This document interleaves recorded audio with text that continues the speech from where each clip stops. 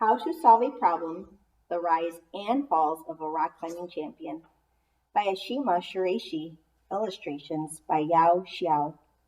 This is an autobiography by Ashimi herself, so she wrote about herself. Now, to a rock climber, a boulder is called a problem, and you solve it by climbing to the top. Ashima draws on her own experience as a world-class climber in the story to challenge you as the reader, to teach problems in your own life and rise to greater heights than you've ever thought possible.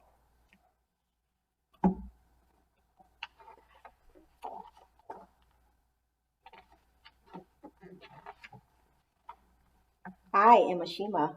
What I do is climb. What I do is solve problems, which is to say, I make them mine. We climbers call our boulders problems. We also call our problems problems, and to solve them both is sort of the same. Once I had a problem and it stretched into the sky. It was tremendously endless. It was bigger than thinking. It was as huge as the air or the night or the planet. It was a problem bigger than any I'd ever seen, and I have seen plenty.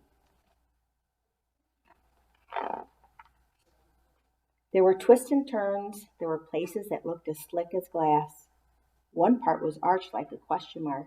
Another part stuck out like my father's elbow in a photo I have seen of them dancing, and another was shaped like the bolts of fabric stacked in my mother's sewing room. There were many parts, and none of them looked easy.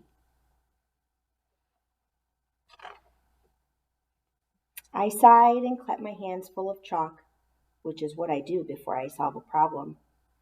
I held this problem in my head. I mapped out every step, each place I would put my hand, and then I began to climb.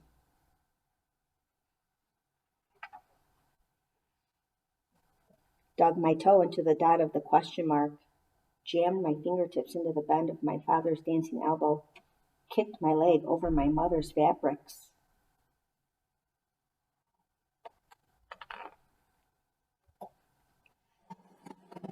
And then for a moment, the world slipped out from under me. I was climbing on nothing but air.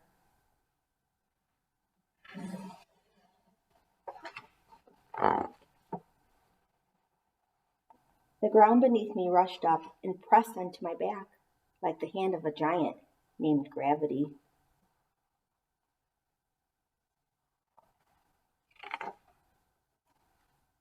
So I dusted myself off. Dad asked how I was feeling. He passed me a peanut butter and jelly sandwich, and for a while we just sat there. Then, when I was ready, I looked at the problem again with the new information the fall had given me.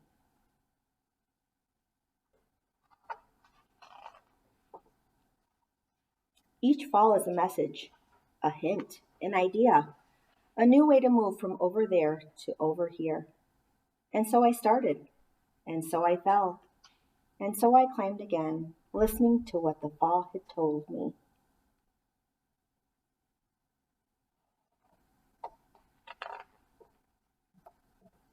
The problem was endless, which I broke into little pieces, the problem that gave me hints with each fall. And surely and quickly, I climbed the wall.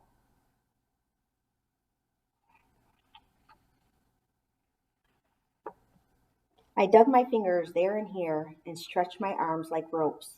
I threw my body through the air and caught myself in all the ways I'd imagined, a bright path of thinking.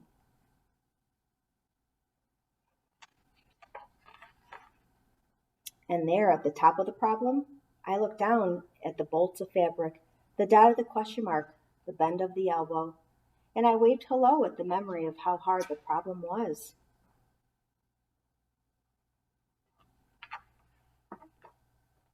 And looked for one more problem. Here's Ashima's ascent. Ascent means to go up.